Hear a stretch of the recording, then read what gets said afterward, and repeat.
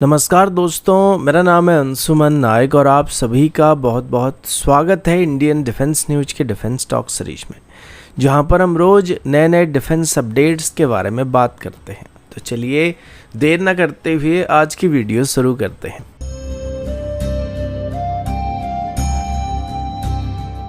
आज की पहली अपडेट अस्त्र मार्क 2 मिसाइल प्रोग्राम की तरफ से है। भारत का इंडिजिनसली डेवलप किया गया अस्त्र मार्क 2 बियॉन्ड विजुअल रेंज की एयर मिसाइल अभी एक क्रूशियल फेज में एंटर करने वाली है।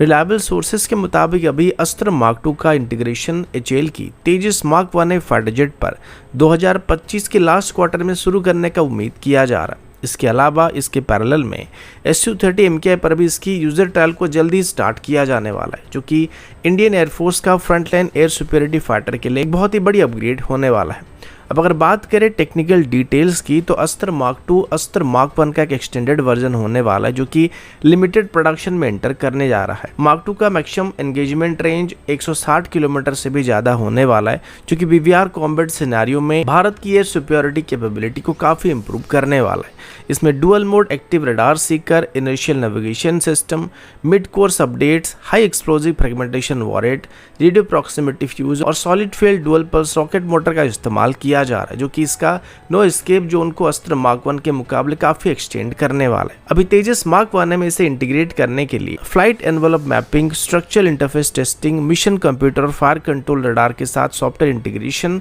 और मल्टीपल अल्टीट्यूड और स्पीड पर लाइव फायरिंग ट्रायल को किया जाने वाला है। कुल मिलाकर इंटीग्रेशन के बाद तेजस को एक लॉन्ग रेंज इंटरसेप्शन कैपेबिलिटी मिल जाएगी, जो एयर डोमिनेंस मिशन के लिए काफ़ी ज़रूरी होने वाली है, जो कि तेजस को आगे चल के पाकिस्तान की JF-17 ब्लॉक 3 के खिलाफ BVRH को प्रोवाइड करने में मदद करने वाला है। दूसरी तरफ Su-30 MKI में किए जाने वाले ट्रायल्स के दौरान इंडियन एयरफोर्स की तरफ से टारगेट ड्रोन पर मिसाइल को फायर किया जाएगा, जिसमें इसकी Sikar, propulsion system, data link system और प्रॉक्सिमिटी फ्यूज को रियल कॉम्बैट लाइक सिचुएशन में टेस्ट किया जाएगा। स्ट्रेटेजिक एंगल से देखा जाए तो स्टेप भारत की इंडिजिनस एयर कॉम्बैट इकोसिस्टम को स्ट्रेंथन करने वाला है और रशियन ओरिजिन R-77 मिसाइल या फिर इजरायली ओरिजिन डब्बे मिसाइल पर हमारी डिपेंडेंसी को कम करने वाला है। और फ्यूचर में अभी अस्त्र मार्क 2 सीरीज की मिसाइल को मिराज 2000 के साथ भी इंटीग्रेट करने का प्लान किया जा रहा है।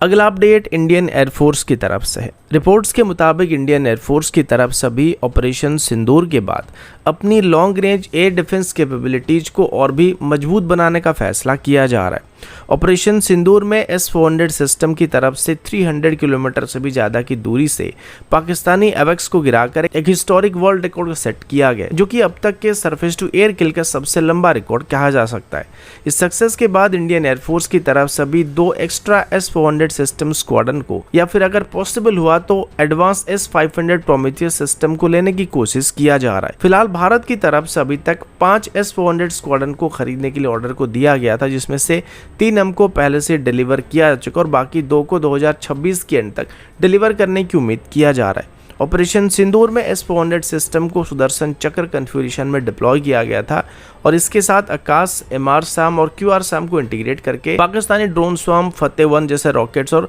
एयरक्राफ्ट को रोकने के लिए इनका इस्तेमाल किया जा रहा था। लेकिन इस दौरान साथ इंडियन एयरफोर्स के बाद एहसास होने लगा था कि लंबे समय तक चलने वाले कॉन्फ्लिक्ट के दौरान और खास करके मल्टी फ्रंट वाले सिचुएशन में शायद ये 5 स्क्वाड्रन हमारी पूरी ईस्टर्न, नॉर्दर्न और वेस्टर्न बॉर्डर को प्रोटेक्ट करने में सफिशिएंट नहीं होने वाले। इस वजह से अभी एडिशनल स्क्वाड्रन को भी एक्वायर करने का प्लान किया जा रहा है। इंडियन एयरफोर्स की तरफ से भी 2 एडिशनल स्क्वाड्रन को 2027 से 2029 के बीच अपनी सर्विस में शामिल करने का प्लान किया जा रहा है, ताकि DRDO के इंडिजिनस कूसा एयर डिफेंस सिस्टम के इंटीग्रेशन के साथ साथ एक लेयर एयर डिफेंस नेटवर्क को क्रिएट किया जा सकेगा। तो अभी अगर रशिया S-500 सिस्टम को इस टाइम फ्रेम के अंदर डिलीवर कर पाता है तो भारत इसको लेने के लिए प्रेफर करने वाला है, क्योंकि हाइपरसोनिक मिसाइल के साथ साथ स्टेल्थ एयरक्राफ्ट और सैटेलाइट को भी इंटरसेप्ट कर सकता है। लेकिन अगर इस टाइम फ्रेम में S-500 सिस्टम की डिलीवरी नहीं होने वाला है तो एडिशनल S-400 सिस्टम को अपनी सर्विस में शामिल करने के बारे में सोचा जा रहा है। अगला अपडेट हिंदुस्तान एरोनॉटिक्स लिमिटेड यानी HAL की तरफ से है। HAL की तरफ से भी ये कंफर्म किया गया कि वो भी एक indigenous active electronically scanned array यानी कि AESA रडार को डेवलप कर रहे हैं, जो स्पेशली मरीन यूटिलिटी हेलीकॉप्टर के लिए डिजाइन किया जा रहा है। इस प्रोजेक्ट में DRDO के बेंगलुरु बेस LRD भी शामिल है, जो कि मेनली हमारे इंडिजिनस रडार सिस्टम को डेवलप करने के लिए जाना जाता है। यूटिलिटी हेलीकॉप्टर मरीन बेसिकली ध्रुव हेलीकॉप्टर का एक नेवल यूटिलिटी वेरिएंट होने वाला है और इसको खास करके इंडियन नेवी के लिए कस्टमाइज किया जाने वाला है। इसमें salt water corrosion resistance, foldable rotor system और मैरीटाइम सर्वेलेंस के लिए एनहांस एवियोनिक्स सिस्टम को इंटीग्रेट किया जा रहा है। ये एडवांस लाइट हेलीकॉप्टर का एक नेवलाइज्ड वर्जन होने वाला है, जो डिस्ट्रॉयर, फ्रिगेट और पेट्रोल वेसल जैसे छोटे शिप से ऑपरेट करने में सक्षम होने वाला है। अभी इनके लिए डेवलप किए जा रहे AESA radar utility helicopter marine को स्मॉल सरफेस वेसल, लो फ्लाइंग एयरक्राफ्ट और यहां तक कि सबमरीन के पेरिस्कोप को भी डिटेक्ट करने की कैपेबिलिटी देने वाला है। और ये रडार ऑल वेदर और डे नाइट कंडीशन में काम करने वाला है, जो कि सर्च एंड रेस्क्यू, नेविगेशन और वेदर मैपिंग में मदद करने वाला है। कुल मिलाकर ये अभी हमारी मरीन यूटिलिटी हेलीकॉप्टर को एक मल्टी रोल सर्वेलेंस और कॉम्बैट प्लेटफॉर्म बनाने में मदद करने वाला है। मरीन यूटिलिटी हेलीकॉप्टर में सिर्फ AESA रडार ही नहीं, बल्कि indigenous sonar, electro optic, infrared sensor, tactical लेटलिंग सिस्टम और सेल्फ प्रोटेक्शन सूट भी मौजूद होने वाला है। अगर ये डेवलपमेंट सक्सेसफुल हो जाता है तो इंडियन नेवी लगभग 50 मरीन हेलीकॉप्टर को खरीदने के लिए ऑर्डर को प्लेस करने वाली। ये हेलीकॉप्टर इंडो पैसिफिक में इंडियन नेवी की रीच और मैरीटाइम डोमेन अवेयरनेस को काफी इंक्रीज करने की उम्मीद किया जा रहा है। ये फ्रंटलाइन वॉरशिप को सर्वेलेंस, एंटी सबमरीन वॉरफेयर और सर्च एंड रेस्क्यू जैसे मिशन में भी स्ट्रॉन्ग बूस्ट देने की उम्मीद किया जा रहा है। अगला अपडेट एमका प्रोग्राम की तरफ से है। भारत की ambitious 5th generation stealth fighter jet programme यानी कि एमका में भी एक नोटेबल डिजाइन अपडेट सामने आया है, जिसका खुलासा रिसेंटली इंडिया टीवी की तरफ से दिखाया गया कुछ विजुअल से पता चल चुका है। एमका के डिजाइन के अंदर अभी सबसे बड़ी चेंज ये है कि इसका infrared search and track system की हाउसिंग को अभी एयरक्राफ्ट की सेंटर लाइन में शिफ्ट किया जा रहा है और सिर्फ इलेक्ट्रो ऑप्टिकल सेंसर हेड को अभी एयरफ्रेम से बाहर एक्सपोज रखने का फैसला किया जा रहा है। इस चेंज का सीधा फायदा एयरक्राफ्ट के स्टेल्थ प्रोफाइल के ऊपर और सेंसर एफिशिएंसी के ऊपर पड़ने की उम्मीद किया जा रहा है, जो कि एमका को और ज़्यादा लीथल बनाने की उम्मीद आप कर सकते हैं।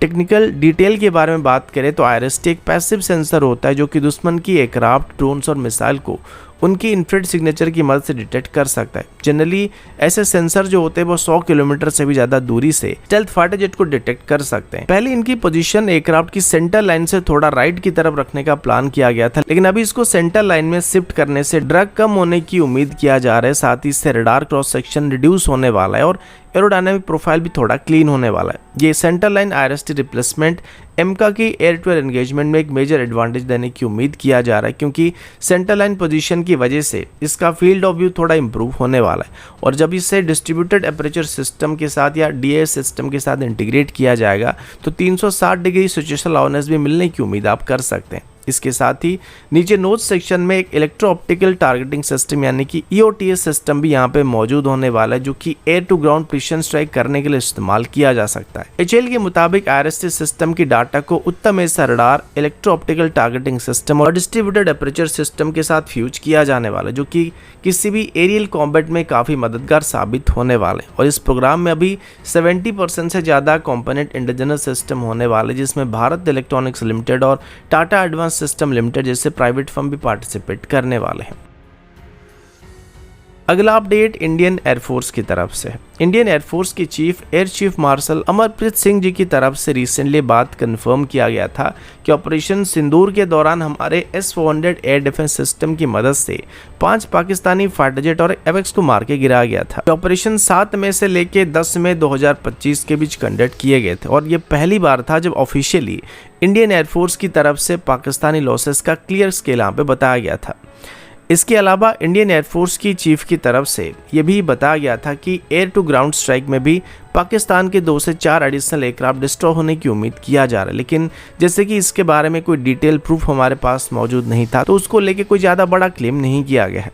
पर अभी इसको लेके एक इंटरेस्टिंग अपडेट सामने आ रही है, जिसमें ऑस्ट्रेलिया के military aviation analyst Tom Cooper की तरफ से अभी ऑपरेशन सिंदूर को टैक्टिकल, ऑपरेशनल और स्ट्रेटेजिक लेवल पर एक हिस्टोरिक अचीवमेंट बताया जा रहा है। उनके मुताबिक 300 किलोमीटर की रेंज पे एवेक्स को किल करना एक ग्लोबल बेंचमार्क होने वाला, जो कि आज तक कोई भी नहीं कर पाया है। इसके अलावा टॉम कूपर की तरफ से भी ये भी क्लेम किया जा रहा है कि ऑपरेशन सिंदूर के दौरान इंडियन एयरफोर्स की तरफ से पाकिस्तान की एयरक्राफ्ट को मार गिराने का जो क्लेम किया जा रहा है उससे एक्चुअल नंबर से काफी कम बताया जा रहा है। और उनके मुताबिक इसमें पाकिस्तानी एयरफोर्स को इससे काफ़ी ज़्यादा डैमेज हुआ है, जो कि इंडियन एयरफोर्स की तरफ से भी डिस्क्लोज नहीं किया जा रहा है। अभी तक आपको पता है कि इंडियन एयरफोर्स की तरफ से जितने भी पाकिस्तानी एयरफोर्स की फाइटर को डिस्ट्रॉय करने का दावा किया गया था, वो सभी के सभी एयर डिफेंस सिस्टम की मदद से मार गिराने का क्लेम किया गया। लेकिन आज ट्विटर यानी कि एक्स पर अभी एक Su-30 MKI का इमेज वायरल हो रहा है, जिसमें Su-30 MKI के ऊपर एक स्पेसिफिक किल मार्क को क्लियरली देखा जा सकता है। ये किल मार्क J-10 एयरक्राफ्ट की तरह लग रहा है और इसे